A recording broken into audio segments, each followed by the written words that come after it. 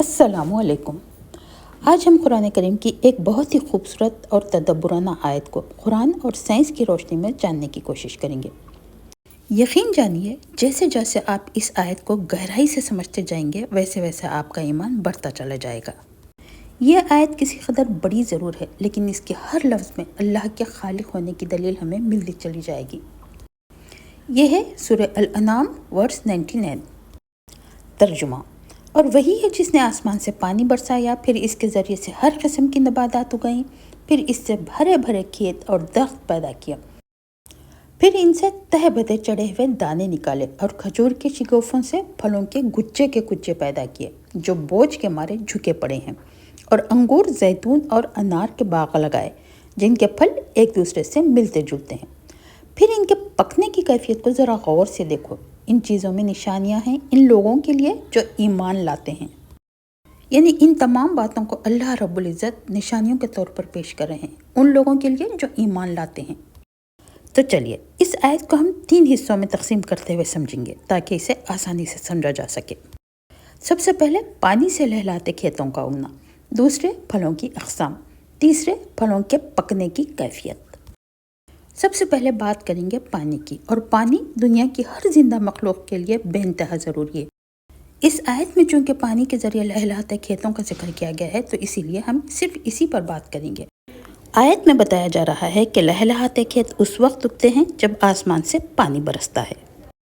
سننے میں تو یہ بہت آسان لگ رہا ہے کہ یوں پانی برس گیا اور یوں لہلاتے کھیت اگ گئے، لیکن اسی آسان بات کو اللہ رب العزت تدبرانہ انداز میں غور کرنے کا حکم دیتے ہیں۔ تو چلیے اسی کو کچھ تدبرانہ انداز میں سوچیں گے کہ جب آسمان سے پانی کسی سوکھی زمین اور سوکھے بیج پر پڑتا ہے تو اچانک یہ ننھا منھا سا بیج اپنے سے کئی گنا وزن زمین کی کرسٹ کو چیرتا ہوا باہر نکل آتا ہے، اور دیکھتے ہی دیکھتے یہ ننھا منھا سا بیج ایک تناور درخت میں بدل جاتا ہے۔ اب یہاں سوچنے والی بات یہ ہے کہ کس نے اس سوکھی زمین اور سوکھے بیج کو لہلاتے کھیتوں میں بدل دیا؟ کس نے اس ننھے منھے بیج کو اتنی طاقت دی کہ وہ اپنے سے کئی گنا زائد کرسٹ کو چیرتا ہوا باہر نکل آیا؟ سوچئے اور گہرائی سے سوچیں تو پتا چلے گا یہ وہی خالق کائنات ہے جس نے مردہ زمین سے زندہ پودے نکالے، انڈے سے چوزا نکالنے والا وہی، رات کو دن میں اور دن کو رات میں بدلنے والا وہی، ہواؤں کو چلانے والا وہی، بارش کے برسانے والا وہی، اور کائنات کے سارے نظاموں کو چلانے والا وہی خالق، وہی رازق۔ سبحان اللہ۔ چلیے آگے بڑھتے ہوئے آیت کے دوسرے حصے کو سمجھیں گے، یعنی مختلف قسم کے درختوں کو۔ یہاں 3 قسم کے درختوں کی بات کی جا رہی ہے۔ ایک تو ایسے درخت جن کے پھل تہ بتہ چڑھے ہوئے ہیں، دوسرے جن میں موجود پھلوں کے گچھے بوجھ کے تلے نیچے جھکے ہوئے ہیں، اور تیسرے وہ درخت جن کے پھل ایک دوسرے سے ملتے جلتے ہیں۔ سب سے پہلے غور کریں گے ان درختوں پر جن کے پھل تہ بتہ بڑی ہی خوبصورتی سے ایک کے اوپر ایک جمے ہوئے ہیں۔ سیریل اور پلسز اس کی مثالیں ہیں، جیسے چاول، گیہوں، جوار، مختلف قسم کے دالیں، کڈنی بینز، کارنز، ایسی کئی مثالیں ہیں جس میں لہلاتے کھیتوں میں دانے تہ بتہ بڑی خوبصورتی سے جمے ہوئے ہیں۔ اب یہاں غور کرنے والی بات یہ ہے کہ دنیا بھر میں پھیلے ہوئے ہیں ایکڑوں گز پر اس قسم کے لہلاتے کھیتوں میں اتنی خوبصورتی سے ان دانوں کو جمانے والا آخر کون ہے؟ کیا اللہ رب العزت کے علاوہ بھی کوئی یہ کام کر سکتا ہے؟ نہیں نا، بالکل بھی نہیں۔ دراصل ایسی نشانیوں کو دیکھ کر اللہ رب العزت کی وحدانیت کو سمجھنا ایمان والوں کی بات ہے، اور یقین جانیں ایک وقت جس نے اللہ کی وحدانیت کو پہچان لیا اس نے دنیا اور آخرت میں کامیابی حاصل کر لی۔ بہرحال آگے بتایا جا رہا ہے کہ چند درخت ایسے بھی ہیں جس کے پھلوں کے گچھے بوجھ کے تحت نیچے کو جھکے ہوئے ہیں۔ اللہ رب العزت اس کی مثال کھجور کے ذریعے دے رہے ہیں۔ آگے آیت میں ان درختوں کی بات کی جا رہی ہے جن کے پھل ایک دوسرے سے ملتے جلتے ہیں، جیسے انگور، زیتون اور انار۔ ان سب کا مشاہدہ ہم کرتے ہی رہتے ہیں کہ انگور کئی قسم کے ہوتے ہیں، یہی کچھ ہم انار میں بھی دیکھتے ہیں۔ اسی طرح زیتون بھی 2 قسم کے نظر آتے ہیں، ایک تو سبز اور دوسرے کسی قدر پرپل۔ اب ذرا ان رنگین پھلوں پر غور کریں تو پتا چلے گا کہ یہ رنگین پھل دراصل اس میں موجود کلرفل پگمنٹس کی وجہ سے نظر آتے ہیں۔ بہرحال آگے بڑھتے ہوئے اب سمجھیں گے آیت کے آخری حصے کو، جس میں پھلوں کے پکنے کی کیفیت پر غور کرنے کا حکم دیا جا رہا ہے، اور ایمان والے انہی لوگوں کو کہہ رہے ہیں جو ان نشانیوں پر غور کرتے ہیں۔ तो चलिए समझेंगे इस प्रोसेस को स्टेप बाय स्टेप। ज़ाहिरी तौर पर तो इन फलों को हम पकते हुए हर दिन देखते ही रहते हैं, लेकिन आज हम साइंटिफिकली समझेंगे कि ये फल आखिर किस तरह पकते हैं। तो फलों का यह पकने का प्रोसेस बहुत ही कॉम्प्लेक्स है। इसमें कई किस्म के फिजियोलॉजिकल, बायोकेमिकल और मॉलिक्यूलर चेंजेस होते हैं, तब कहीं जाकर एक फल मुकम्मल तौर पर पकता है। सबसे पहला इसका कलर, सेकंड इसका टेस्ट, थर्ड इसका एरोमा यानी खुशबू और फोर्थ टेक्सचर।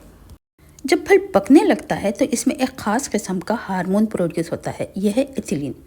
एथिलीन एक ख़ास किस्म का हार्मोन होता है जो फलों के पकने में बहुत ही अहम किरदार अदा करता है। कि जब कोई फल दरख्त पर नया नया बनता है तो अक्सर हमें ये ग्रीन नज़र आता है, क्योंकि पौधों में ऑलरेडी क्लोरोफिल मौजूद होता है जिसका कलर होता है ग्रीन। इस बिना जो नए नए फल निकल आते हैं वो हमें ग्रीन ही नज़र आते हैं। लेकिन जैसे जैसे फल पकने लगता है क्लोरोफिल टूटकर कैरोटीनाइड में बदल जाता है। कैरोटीनाइड दरअसल ख़ास किस्म के पिगमेंट्स होते हैं जो पौधों, फलों या सब्जियों को येलो, ऑरेंज या रेड कलर देते हैं। इसी तरह के दूसरे पिगमेंट्स दूसरे किस्म के कलर प्रोड्यूस करते हैं।